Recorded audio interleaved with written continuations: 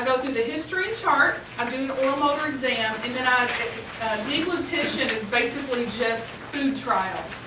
If someone comes into the facility and they're already on an altered diet, and they say, I don't like it, I won't eat it, we go in automatically. Or if someone, prior to a hospital stay, they were eating everything, now all of a sudden they've got issues, I want to try to start them, on some trials of regular food and see what happens.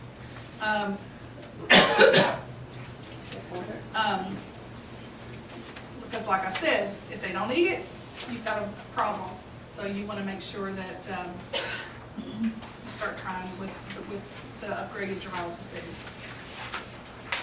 The two things that I ask people are, what are your problems with eating, drinking, and swallowing? Because everybody's different.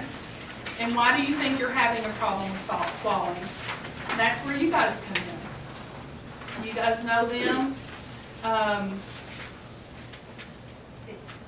Usually I'll ask the patient, and that kind of gives me an indication of where their thought processing is. If they can describe to me what they feel, and what they think is the problem. Most of the time, they don't think they have a problem. So, but it does give me an indication of how their thought processing is and their cognition. A lot of times, probably 70–75% of the people I work with, I have dysphagia therapy and I have cognition therapy. And a lot of times I kind of combine the two because of you want them to remember their strategies. You want them to remember to do their exercises and things like that. So they kind of go in hand in hand.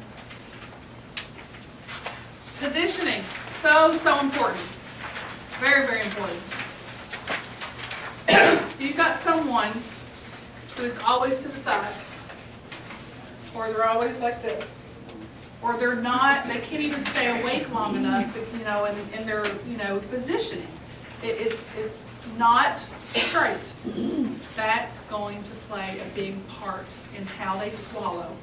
It's going to play a part in how they breathe, how they can chew and swallow safely. If something does go down the wrong way, can they cough it back up? Do they have enough respiratory support from their positioning to be able to cough? We look into all that.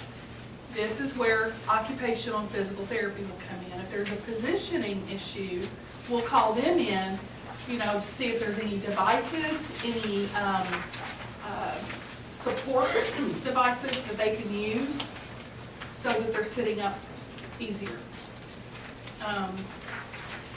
We've got 3 common neck positions. It's all described there. The main one, like I said, is the head in that forward position.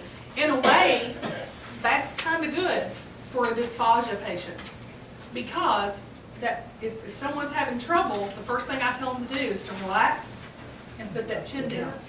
So I would much rather have someone with a forward position than like this. It's hard to swallow like this. If anybody's ever done it, it's very difficult. Whereas you could either drink from a straw or, But a lot of times part of my therapy is massage, because I'm wanting to loosen up these muscles to get them into a better position.